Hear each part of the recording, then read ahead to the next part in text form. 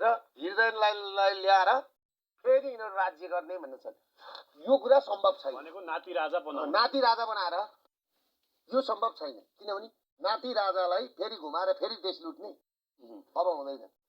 हजुरबुबा राजा हुनुहुन्छ, 15 लाख त पम्पलेट मात्रै छपाउनु पर्छ। छपाएर बाँडेछु है 50 वटा भन्दा बढी गाडी बाइकिङ गर्दै 24 घण्टा घुमिरहेछ राजा। घुमिरहेछ। कसरी कहाँबाट कति मान्छे ल्याउने तयारी छ ठ्याक्कै होइन यसरी छैन। कति मान्छे उत्रिन्छ? होइन हरेक जिल्लाबाट 1000 मान्छे आउनेछन्। मान्छे भएका जिल्लाबाट 77,000 त्यहाँ। अब डोल्पा दुलैबाट त मान्छे छैनन् के आउनु। उहाँबाट हिँडेर उहाँबाट आउनलाई पनि 15 दिन लाग्छ होइन। त्यो कुरै नगरौँ। 77वटा जिल्लामा चाहिँ नाम हो नि मान्छे। मान्छे भनेको यसो तराई सराईबाट सबै जिल्लाबाट 1,000 आउँदा पनि नि त्यसै 25-30 हजार मान्छे आउँछन् हाम्रोमा। त्यसै पनि आउँछन् हो। आफ्नै खर्चमा आउँछन्, आफै सुत्ने गरी। अब काठमाडौँवासी निस्किन्छन्। काठमाडौँवासी अर्को 30,000 निक्लिन्छन्। होइन काठमाडौँवासी अर्को 30,000 होइन। त्यो दिन हेर्नु 5 लाख भन्दा बढी मान्छे निस्किन्छन्। 15 गते 5 लाख मान्छे निस्किहाल्छ नि। त अस्ति पत्याएको थियो। कतै न कतै रवि लामिछाने पनि राजावादी कित्तामा आएको हैछ। होइन उहाँले त आउनै पर्छ नि। नआउँदाखेरि त उहाँले बुझ्नुभयो त। अहिले मैले त पहिल्यै भनेको त। मैले के भनेको भन्दाखेरि त्यसको अभिव्यक्तिको सार तपाईँ राजनीतिक कोण बुझ्ने मान्छे हो, राजनीतिक भाषा बुझ्ने मान्छे हो।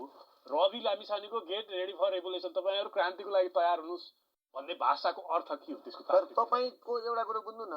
उहाँले के भन्नुपर्थ्यो भने अहिले 15 गते हुन आँटेको रेभोल्युसनको लागि तपाईँले साथ दिनुहोस् भनेर भन्नुपर्थ्यो नि त। त्यो भन्न नसक्ने। त्यो चाहिँ भन्न नसक्ने। उहाँले पनि भन्न सक्नुहुन्न नि। किन भन्न सक्नुहुन्न भनेदेखि नि उहाँ पनि परिबन्धमा हुनुहुन्छ। खुल्ला मेरो जस्तो भन्नु पर्यो क्या। म साथ दिन्छु फलानुलाई भनेपछि दिनु पर्यो।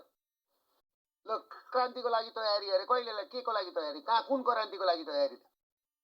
अक्टोबर क्रान्तिको लागि तयारी कि नोभेम्बर क्रान्तिको लागि तयारी कि वैशाखको क्रान्तिको लागि तयारी कि जेठको क्रान्तिको लागि बोल्नु पर्यो नि त। जुन जुलाईको क्रान्तिको लागि तयारी कि बिचरा अदालत धाउँदा धाउँदा धाउँदा वाक्क भएर नि। अनि त्यो भनेको क्या त्यो अरू कुरा केही होइन।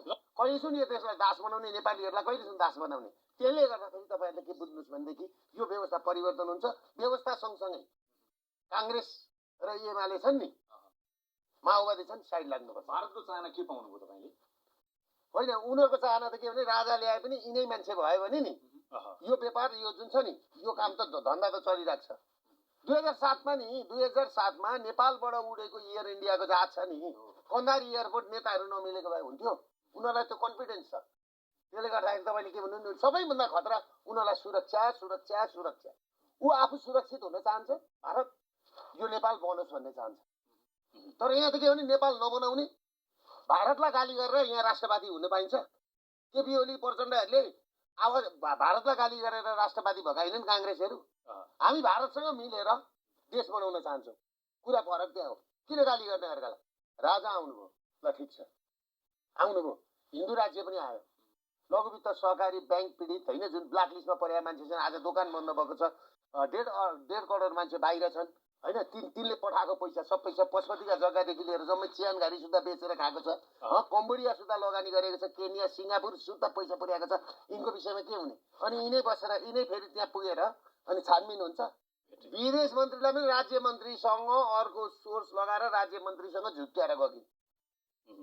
गएर यसो फोटो खिचिदेऊ न भनेर फोटो मात्रै खिचेर पठाएको। अब यहाँको भनाइअनुसार यी राजनीतिक दलका नेतालाई भारतले पत्याएन। पत्याएको भए चाहिँ पत्यायो त होइन। मलाई पत्याउने नपत्याउने होइन नि। मलाई पत्याउनेसँग कुरा छोडिदिनु न। यो व्यवस्था परिवर्तन गरेर राज संस्था ल्याएन भने सबैभन्दा खतरा उनीहरूलाई छ। राजा दरबारमै बसे पनि राजाले सिङ्गल दिइसक्नुभयो र राजाले नि